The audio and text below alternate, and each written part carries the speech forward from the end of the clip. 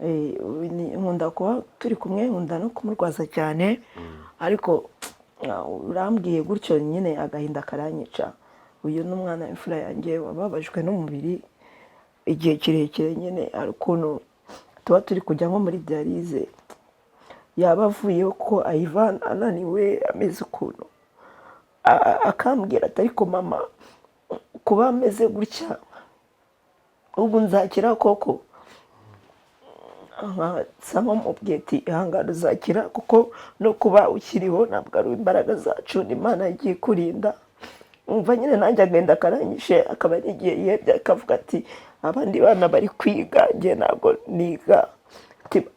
Twaba turi nko mu rugo dutashye, akavuga ati ariko mama ati Imana numfasha nkakira nzagushima. Hari benshi abana bagiye bapfa ngewe nkasigara. Ndashimira Imana ko yagiye yampaye dialyse nkabaho, nkashimira n'abantu, nkashimira n'abantu ko bagiye bamfasha tukabona amafaranga y'imiti amfasha nkabaho, ndabashimira. Rero nyirwaye ndasaba ubufasha bwo kuzajya hanze bakamvuza nkakira, nkajya mu ishuri nk'abandi bana, nkiga neza, ngakomeza umwanya nari ndiho mba uwa mbere. Iyo mvuye kuri dialyse mba nananiwe, numva umutwe uri kundya n'amaso, ngatekereza ukuntu nabyukaga mu gitondo njya kwiga.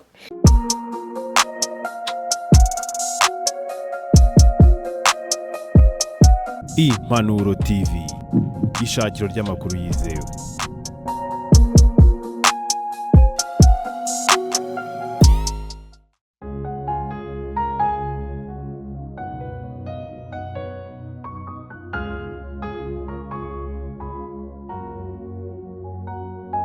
Mana nduburira amaso yanjye ku misozi, mbega utabarwa kwanjye kwava he mubimbwire, kuwiteka niho guturuka, ku Mana yaremye ijuru n'isi, kuwiteka niho guturuka, ku Mana yaremye ijuru n'isi.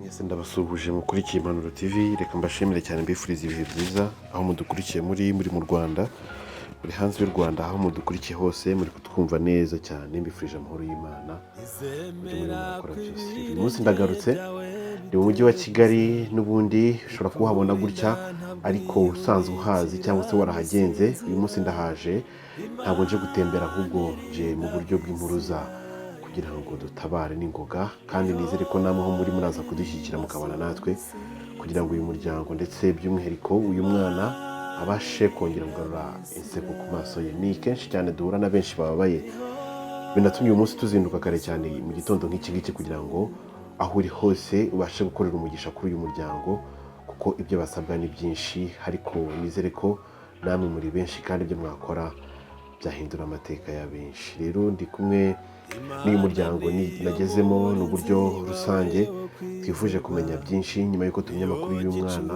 umaze igihe kinini cyane arwaye impyiko. ngira ngo n'abaganga b'ibitaro bikomeye hano mu Rwanda bamaze kwemeza ko ubushobozi bwo kugira ngo akirire hano mu Rwanda ari buke cyane budashoboka. Biba ngombwa ko bitabaza ibitaro mpuzamahanga bisanzwe bifasha abarwayi b'impyiko kugira ngo babashe kuba bamuvura. Ariko uyu munsi wa none ikibazo gihari ni ibijyanye n'ubushobozi. Hari ibyo leta amaze kumenya ko yemeye kuba yatanga, birimo amafaranga yo kwa muganga n'ibindi bitandukanye, ariko uyu muryango hari ibyo usabwa birimo tike n'andi mafaranga yo kubaho bitaworoye kugira ngo yabone. Niyo mpamvu tuje aha ngaha rero tunashimira leta y'u Rwanda binyuze muri Minisiteri y'Ubuzima, yavuze ko uyu muryango bakufasha, ariko uri kumwe na papa w'uyu mwana, tuzasubwana n'ababyeyi bombi by'amahirwe arabafite, ariko byiza cyane ko banari kumwe. Hari abo twumva bagiye basigara ariko baracyari kumwe. Muri rusange papa, reka tubanze twakire, by'umwihariko hari abantu dukurikiye, banze basuhuze. ngira ngo ubabwire amazina yawe ariko nanone utubwire kano gace twagezemo ni akahe kugira ngo n'umuntu udukurikiye nawe aze kugenda yumva amakuru nyayo ya hano hantu turi. Ikaze ku Impanuro TV. Urakoze. Yego. Mwaramutse neza. Yego baramutse. Nitwa Nkuranga Mustafa. Ndi umubyeyi w'abana babiri. Umwana w'imfura wa mbere yitwa Ishimwe Hakim, Yego. uwa kabiri yitwa Ishimwe Naira. Yego. Ntuye mu karere ka Kicukiro, mu murenge wa Kigarama, akagari ka Bwerankore, umudugudu wa Nyenyeri. Yego. Nkaba mu by'ukuri nababwiye ko ndi umubyeyi w'abana babiri, nkaba nararwaje umwana bita Ishimwe Hakimu ufite uburwayi bw'impyiko ebyiri. Ariwe turi kumwe hano. Ariwe turi kumwe mubona. Umwana yafashwe biturutse kuri malariya.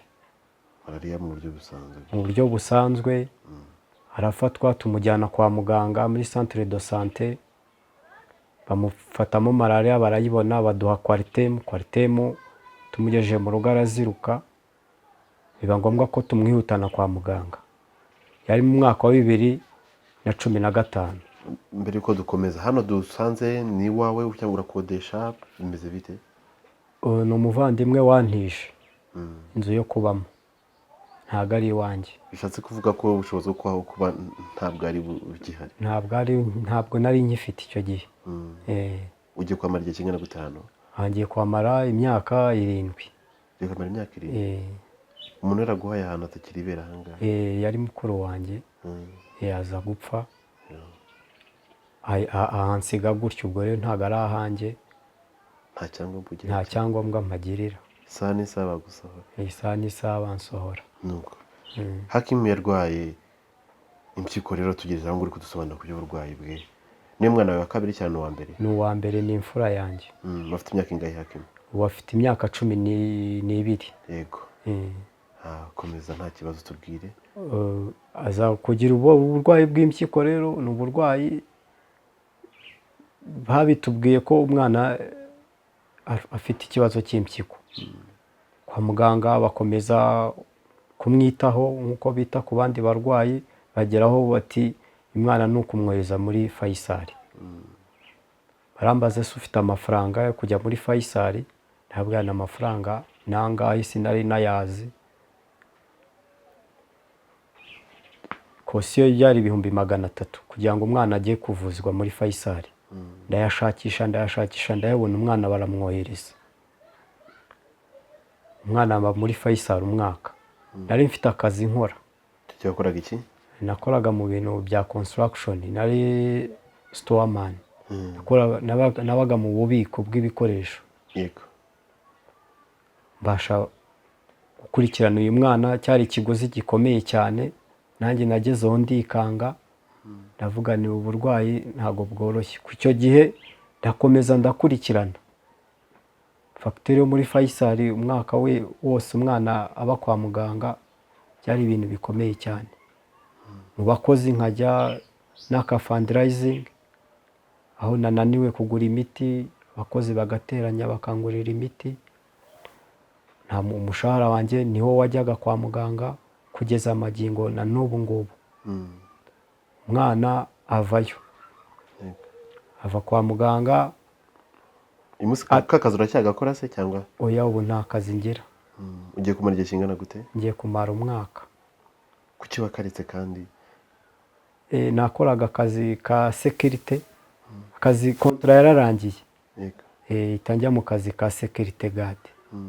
Akazi ka security guard nako umushahara wako ni 30,000. Covid ije baratugabanya. Abakiriya twakoreraga bavuga ati nta bushobozi dufite bwo kubahemba, reka muwe musubiye mu rugo. Nibwo nahise nsubira mu rugo. Okay. Nuko kugeza ubu uburwayi bw'umwana bwari uburwayi bukomeye cyane. Uburwayi udashobora kwifasha. Birahenze cyane. Birahenze cyane, ikiguzi birahenze. Imiti ya buri kwezi ni 300,000. Buri kwezi? Buri kwezi. Iyo miti rero kuyibona nayo ntabagira neza bayima kwa muganga, aba nk'ababishwe nk'impyiko bagasiga bavuze imiti izasigara muzakomeza muyitere ka kana bita Hakimu. Iyo babashije kuba batakiriho ni ukuvuga ngo kwa kundi abantu hari igihe nyine abantu baba baraguze imiti baraguze imiti kugira ngo bakomeze kubaho bikanga bikangwa ko ya miti ubushobozi buba bubuze ariko bagifite imiti. Iyo miti rero niyo dukomeza kugenda dusabasaba umwana akaba kugeza akaba akiriho, ariko umwana akaba akeneye ubundi bushobozi twe nk'ababyeyi tudafite kugeza ubu. Nta kazi tugira ngo turakura ahanana. N'ubu ngubu magingo aya ngaya hari imiti y'umuvuduko yandikiwe nayo ihenze. igura hagaze angahe? Iyo ni ukuvuga buri kwezi yo ihagaze 100,000. Yongeye kuri ya 300. Yongeye kuri ya 300. 400 bya buri kwezi. Bya buri kwezi. Wewe ni ubushobozi rero nafite nk'umubyeyi udafite n'akazi. Imana ni ikimubeshejeho. Umwana akaba akorerwa ibintu bita dialyse. Dialyse ugura dusobanurira. Ni imashini iyungurura impyiko. Murabona hariya ku gipfuko cye habamo agapira bamushyira ku mashini. Ajya ku mashini buri wa mbere na buri wa kane. Koresha kabiri kugira ngo akomeze imukuremo imyanda mu mubiri, mu maraso. Kuko iyo dialyse idakozwe nabwo abagana mu rupfu. Ubwo ni dialyse ikimubeshejeho nayo, ariko imara imyaka 2. Yayitangiye 2016. Yayitangiye 2020 mu kwezi kwa 9. Nibwo mutangije dialyse. Nibwo bamutangije dialyse. Iyo dialyse rero irabura ngira ngo imyaka 2 igiye kuzura, kandi imyaka 2 ntago byemewe. Umutima we uhita utangira kugira ibibazo bikomeye, urasandara. Kubera n'umwana ubundi n'abana ubundi baba bemerewe kujya kuri dialyse, no kubera uko abaganga n'ayindi amahitamo bafashe. Rero nkaba ntabaza abanyarwandakazi bose, isi yose ntabari. Umwana bamwandikiye kujya kwivuza hanze. Ikiguzi cy'ubuvuzi bw'impyiko ni ikiguzi kiremereye cyane, ntacyo ngira, nta kazi ngira. Niyo mpamvu ndi gutabaza. Murakoze. Amazina yanjye nitwa Ishimwe Hakimu. Nkaba mfite imyaka 12. Mu kwa munani nzuzuza imyaka 13. Nkaba ndwaye indwara y'impyiko ebyiri, zombi zidakora. Ebyiri zose ntabwo zikora? Ntabwo zikora. Nkaba narafashwe 2015 kugeza na n'ubu nzirwaye. Kugeza ubu ngubu ndacyarwaye, ariko ndacyahumeka umwuka w'abazima. Ariko fasha abishoboye bakaba bari kundeba bakamfasha nkakira, ko Imana izabagirira neza.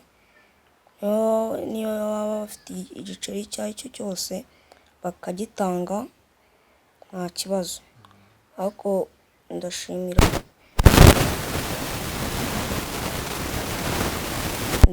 ndetse ndashimira Imana ko yampaye ubufasha bwa dialyse igakorera mu bantu. Hari benshi abana bagiye bapfa, ngiye nkasigara. Ndashimira Imana ko yampaye dialyse nkabaho. Nkashimira n'abantu ko bagiye bamfasha tukabona amafaranga y'imiti amfasha nkabaho. Ndabashimira. Rero nyirwaye ndasaba ubufasha bwo kuzajya hanze bakamvuza nkakira, nkajya mu ishuri nk'abandi bana. nkiga neza, ngakomeza umwanya nari ndiho mba uwa mbere.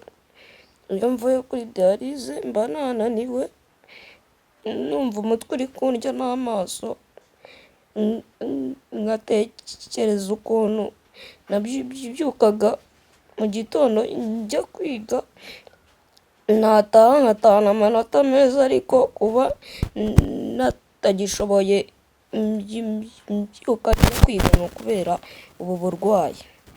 Rero ndasaba abo duturanye abanyarwanda bose ubufasha, ko bangirira neza nkakira ngasubira mu ishuri, nkasabira n'abandi bana bafite iki kibazo, nkabasabira nabo bakazabona ubufasha bagasubira kwiga nk'abandi bana. Ndasaba na perezida wacu nk'uko yagiye afasha abandi baturage, nk'uko nanjye ndi umwana namusaba inkunga ye akamfasha, ndetse na madamu we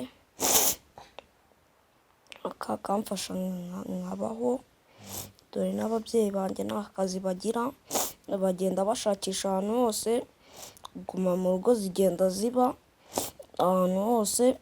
Ariko ndasaba nyakubahwa perezida wa repubulika yacu, ndabasaba ubufasha kugira ngo bamfashe nzakire, nkasabira n'abandi bana. rero reka dukomeze tuganira namwe, ariko tunabashimira abantu bakomeje kudutiza umwanya wabo kugira ngo barusheho kugenda basobanukirwa ibya kino kibazo cy'uyu mwana Hakimu. Ni ikibazo navuga ngo gikomeye cyane, bitewe n'uko uburwayi bw'impyiko ni uburwayi buba butoroshye cyane, ahanini kubera n'umumaro ziba zifitiye umubiri. Iyo impyiko ifite ikibazo, umuntu biragora kuba yenda yabasha kubaho. Twaganiriye, reka turi kumwe na mama we, reka abanze abasuze, abanze abibwire, maze tugende tuganira kugira ngo nawe aho uri ukomeze kugenda ugira igitekerezo, inama cyangwa se iyindi nyunganizi wohereza uyu muryango. Mama, reka twakire. Uraho neza? muraho neza. Amazina yanyu? Murakoze. Yeah. Nanjye banyita Nyiramwiza Helena, nkaba ndi umumama w'abana babiri. Umwana wanjye w'imfura ni Ishimwe Hakimu, undi ni Ishimwe Nayira. Nkaba mfite nyine, nkaba ntuye mu murenge wa Kigarama, mu kagari ka Bwerankori, mu mudugudu wa Nyenyeri, umurenge wa karere ka Kicukiro. Yego.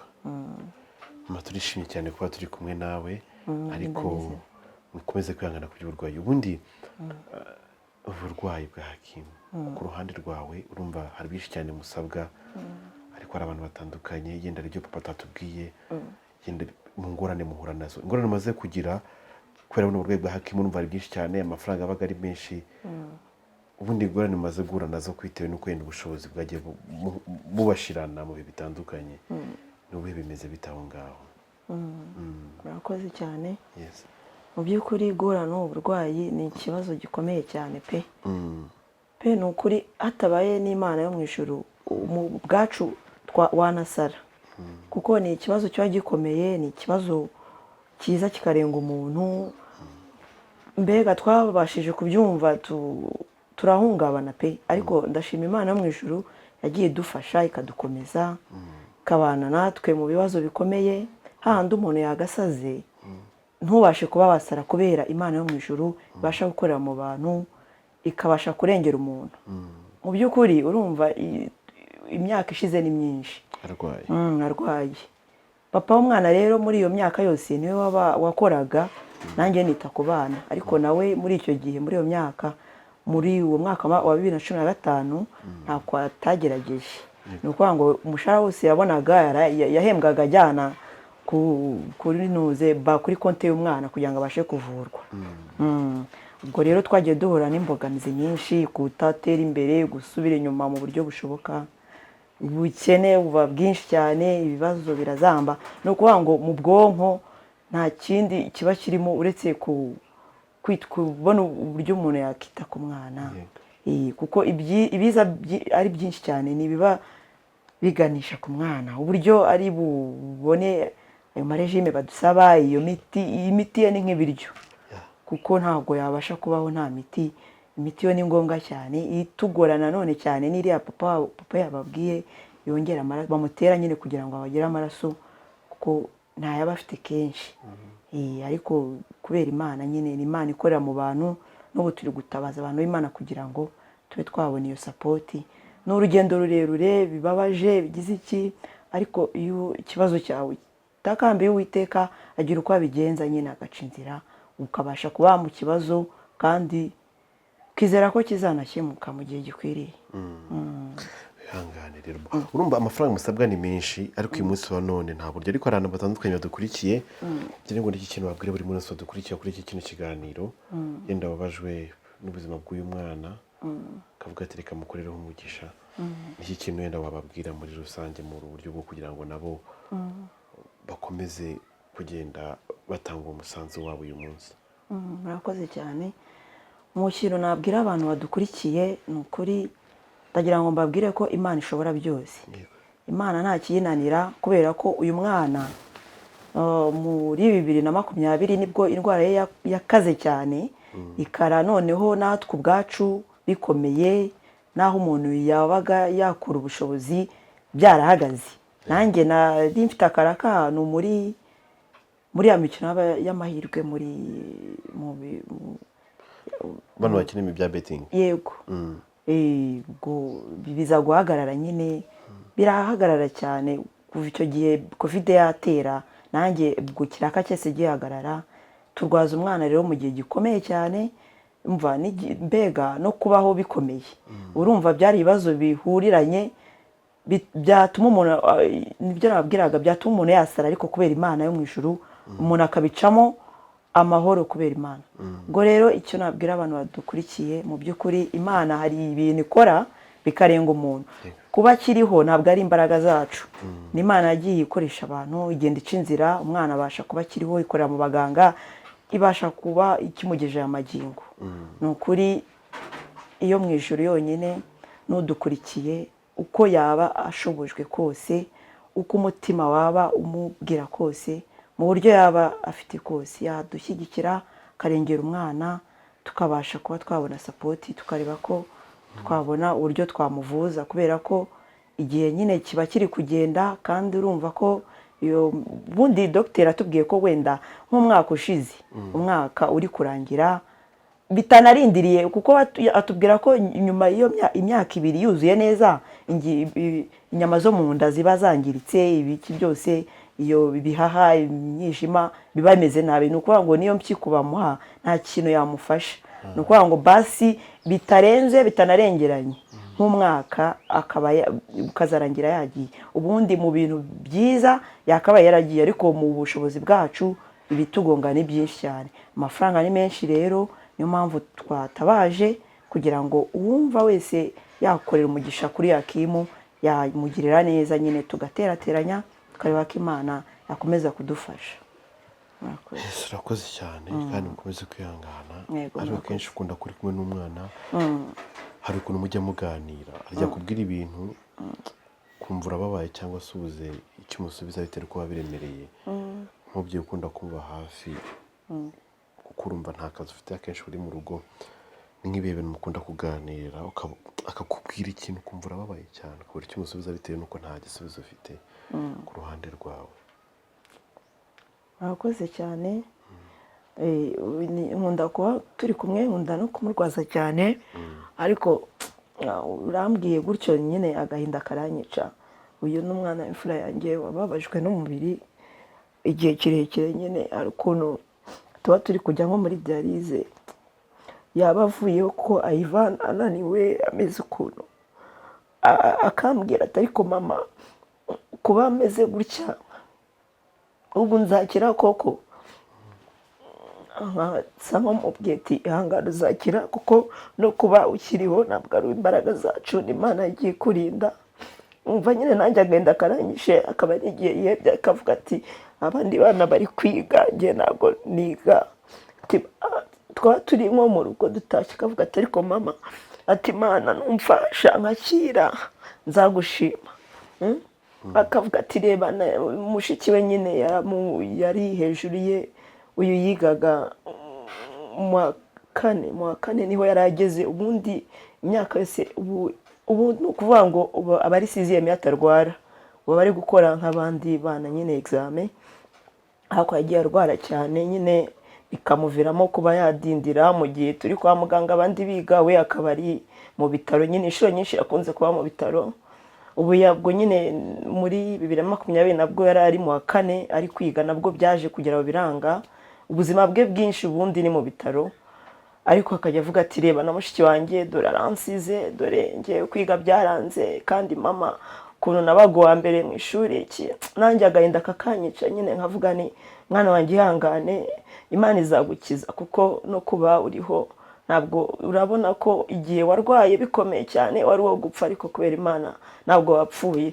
Ihangane rero dutegereze Imana hamwe no gusenga izakora imirimo. Nuko nyine agahinda karanyica nk'umubyeyi wamubyaye, nawe n'uburyo yumva ameze nabi yihebye akurikije n'uburyo abandi bana biganaga bamusize, n'uburyo yagiraga umuhate mu ishuri yiga wa mbere, birababaza cyane. Ariko nkamwihanganisha nkamubwira ati ihangane, iyakuremye niyo ikuzi, niyo ifite ukuntu izabigenza. Agakomera nyine nawe agasaba Imana ati Imana ndagusaba kuzakira, Mana nunyiza nzagushima n'ubwo buzima.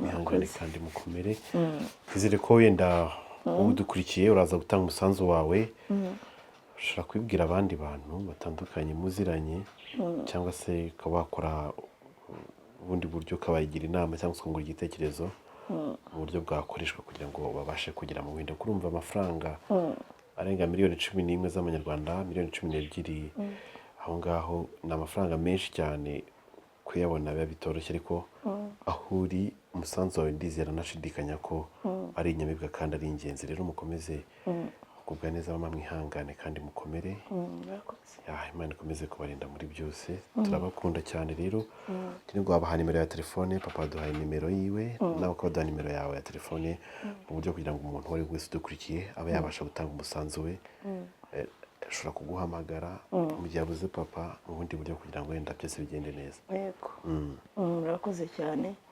Nanjye nimero nkoresha nyine iriho amazina yanjye ni Nyiramwiza Helena, nimero ikaba ari 078 19 1300. Murakoze cyane. Murakoze namwe. Ni ukuvuga ngo umwana mu gihe cyose amaze arwaye, ubundi iyo miti ya malariya yafataga, wavuze ngo nibwo yatangiye kumenya iby'uburwayi bwe, haba hari uruhare iyo miti yaba yaragize mu burwayi bw'impyiko ye, cyangwa nuko n'ubundi bwa burwayi bwari busanzwe buhari? Abaganga batubwiye ko buriya ngo malariya igira igindi ngaruka cyane nyinshi cyane, n'impyiko zirimo, ushobora kwangiza impyiko.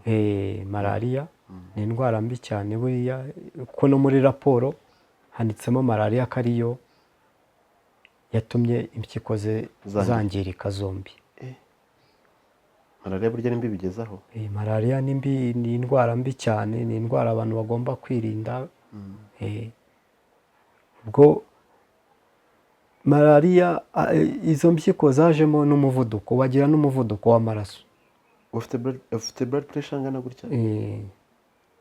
Hajya n'umuvuduko w'amaraso. Yego. None papa tuvuge yenda ahangaha urumva hanini cyane ni iby'uburwayi bwe, n'abaganga hano mu Rwanda n'ibitaro byose natekereza na King Faisal niho bakwaye urupapuro rukujyana mu buvuzi ni mu Buhinde. Ubundi byagenze gute muri rusange kugira ngo wenda bavuge ko mu Rwanda badafite ubushobozi bwo bamuvura, kugira ngo bemereze kumwohereza mu Buhinde, kandi yenda hano mu Rwanda tuba ko dufite amavuriro? Bimeze bite, byagenze gute ngo kugira ngo bigere muri izo nzira zose? Ubu kujya bigere muri izo nzira zose, ubundi muganga hano mu Rwanda, muganga w'impyiko umwe n'umwe mu Rwanda uvura abana. Yego. Ariyo bita Dr. Rugamba. Umwana kubera ko babanje kuyitereta mbere agifatwa 2015. Wowe watangiye agifatwa? Bamukoreye dialyse. Hari dialyse y'imashini, hakaba na dialyse yuko hari ukuntu bayituretinga bakashyira amazi hejuru bakajya bamushyira amazi mu nda bakayavanamo. Iyo niyo diyarize ya mbere. Iyo yayivuyeho rero babona ko agomba kujya ku ya kabiri. Iya kabiri ariyo y'imashini, iyi ngiyi ariyo ikorerwa n'abandi barwayi bamaze kugera muri iki gihe cy'izi mpyiko ziba zigezemo. Sinzi numva bavuga ngo ni impyiko zigira amoko 6. Iya nyuma ni iya nyuma gushyira kuri diyarize. Muganga rero ategeka ko umwana agomba kujya kuri diyarize. Yego. Ati kandi iyo diyarize ntabwo igomba kurenza imyaka 2. Ayikorerwa amafaranga atarabona kujya kumuvuza. Ni ibintu bigomba kwihutirwa. Ko muganga rero we ntabwo yakubaza ngo urakuraho amafaranga, we icyo akukorera ni ukukuvura. Nta kindi ni ukukuvura. Kandi bigaragara ko kugeza iki gihe ubuvuzi dufite mu Rwanda ubuvuzi bukora neza. Kuko imyaka agejeje rwose baragerageje. Ntako batagize. Kwa Rugamba wagezeyo? Dr. Rugamba ni muganga uvurira muri Faisal, ariko akaza gutanga umusada muri CHK. Kubera nta bushobozi rero Faisal twari twarayivuyemo, tukaba twivuriza mu bitaro bya CHK. Ko bakorana na mituweli. Nuko rero muganga aradukora raporo avuga ko umwana agomba kujya hanze, nshaka umuza muha impyiko aze tumupime twemeze ko agomba kumuha impyiko. Nicyo gihe rero umwana bamukoreye ibizami, umuha impyiko bamukorera ibizami baza gusanga byujuje amategeko.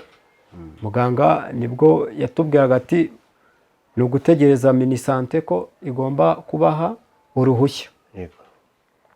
Minisante uruhushya rero yararuduhaye bwo kutuvuriza umwana. Ibyerekeranye n'imiti no kwishyura muganga twebwe tukimenyera aho tuzaba, ibizadutunga, itike. Minisante yarabyemeye. Minisante yo uruhare rwayo ni ukuvuza umwana. Yemeye kuvuza umwana byafashe amafaranga angahe? Byafashe hafi biri muri miliyoni 13. Ni 13. Miliyoni 13 zo kumuvuza gusa. Zo kuvuza gusa. Ubwo nkawe nk'umubyeyi rero nawe ari commitment ugira ukirihira bya bisabwa. Tike n'ibindi bizagufasha mu mibereho yose. Kuko umwana amara amezi 4 cyangwa 5 ari guhindurirwa ya mpyiko. Ni ukuvuga ngo uyu munsi wa none mwebwe murasabwa amafaranga angahe yenda kugira ngo ibyo byose bibe byaza? Ko hari urupapuro nabonye ubundi hamwe yose yenda tujya muri detail uraza kudusobanurira neza, ariko amafaranga musabwa mwebwe yose hamwe nangahe? Amafaranga dusabwa yose hamwe twe turasabwa miliyoni 11 nizo dusabwa. Miliyoni 11 kugira ngo mube mwabasha kugerayo. Minisante itari gutanga amafaranga, igisigaye n'uruhare rwayo. Ni uruhare rwacu. Aya mafaranga rero ku ruhande rwa cyo na amafaranga menshi, yenda sinzi niba hari umuryango ufite uyu munsi wa none, sinzi niba hari ubundi buryo waba baragerageje kugira ngo urebe ko aya mafaranga wayabona mbere kwenda yenda n'itangazamakuru tubyinjiramo ikibazo cya Kevin cya Kim. Nta muryango mfite wamfasha muri kino kibazo. Nta famiye, ngewe nacitse ku icumu 1994. Nta famiye ngira, basigaye wenyine. Famiye mfite ni uyu muhungu wanjye n'umudamu wanjye n'umwana. Iyi famiye nsigaranye rero ni Abanyarwanda bose n'abandi bose batuye isi. Niwo muryango nsigaranye. Nta kazi ngira. Iyo nza ko mu minsi nari mfite akazi, nakomeje kurwana kuri iki kibazo cy'ubu burwayi kugeza aho rero nshiriwe. Mwabonye ahantu mba, si iwanjye. Igihe cyose mukuru wanjye yari afite abana yaza, abana be baza, ntabwo tuzi aho baherereye kubera intambara kudutandukanya nayo. Ubuzima bwacu nuko bumeze, turatabaza rero. ni ikibazo gikomeye cyane, ariko twizere ko abantu batandukanye badukurikiye baraza kugenda bagira uruhare rwabo. Hari inzego zitandukanye za leta, yenda hari imiryango isanzwe ifasha abantu mu Rwanda, hari ifasha abacitse ku icumu rya jenoside yakorewe abatutsi muri Mata 1994. Hari inzego zitandukanye waba waregereye kugira ngo wenda baguhe umusada, yenda tuvuge ngo muri izo miliyoni 11 uri gusabwa, ko nabonye zirarenga miliyoni 12 gutyo, 11 na magana angahe nizo nabonye. Ayo mafaranga yose uri murasabwa uyu munsi wa none, yenda bavuga ati reka twe tugeho makeya, yenda n'abandi bazaze bagira umusada. Nuvuga ngo uyu munsi bimeze bitaho ngaho papa? Nabashije kwandikira farije, ikigega farije rero narakigannye ndacyandikira, kimbwira ko itegeko bafite gisapotinga abantu bacitse ku icumu, ariko mu bana babakomokaho ntago bo baba bari mu itegeko.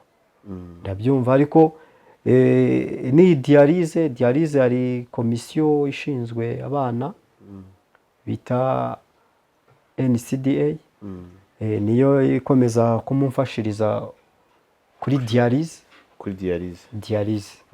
mu gukorerwa diyarize, kuko ni ubuvuzi bukomeye cyane, buhenze cyane, nibo bakomeza kumumfashiriza. Nta handi natekereje kugana, nta handi ngo naho abavandimwe bagenda bambwira ati genda ujye gushaka hariya, nicyo ntegereje nanjye. Ihangane, ni ukuvuga ngo urumva igihe kirimo kirarenga, igihe kirarenze cyane, imyaka 2 igiye kuzura.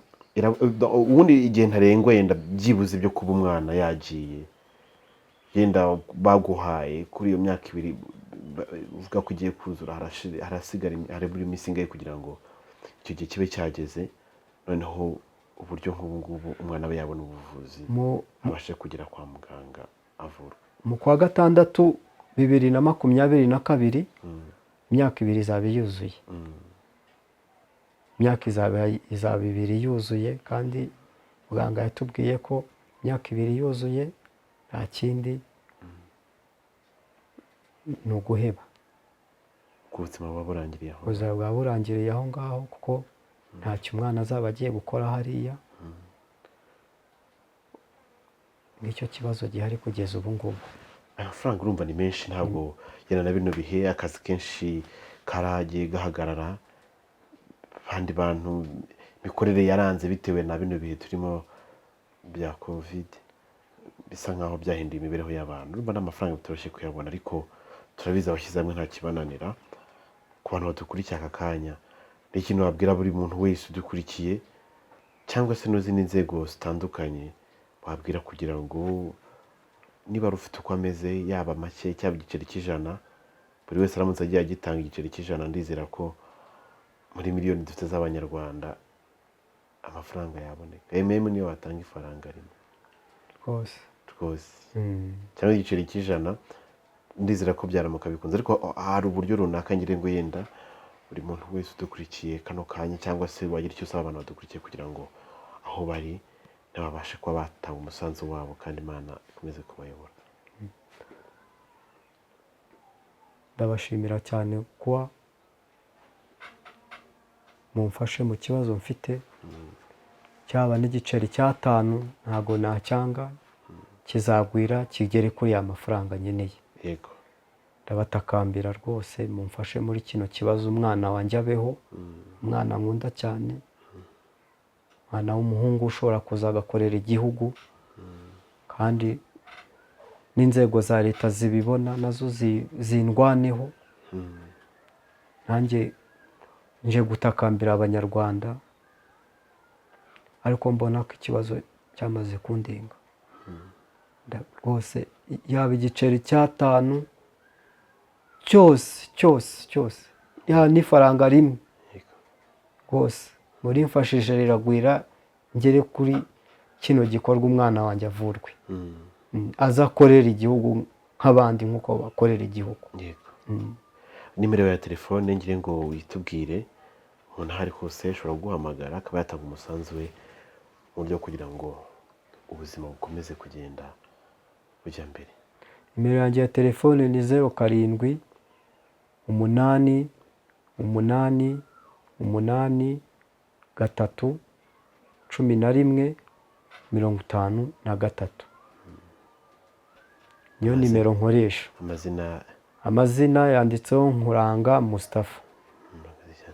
Rero reka dusoze ikiganiro kugira ngo dushimire abantu badukurikiye aho bari hose bari mu Rwanda n'abari hanze y'u Rwanda badukurikira bumvise muri Kinyarwanda ntabwo byoroshye cyane ariko twizere tudashidikanya ko inkunga yanyu uko iraza imeze kose niduhuza imbaraga turizera tudashidikanya ko biraza kuza gukunda kandi bikemera.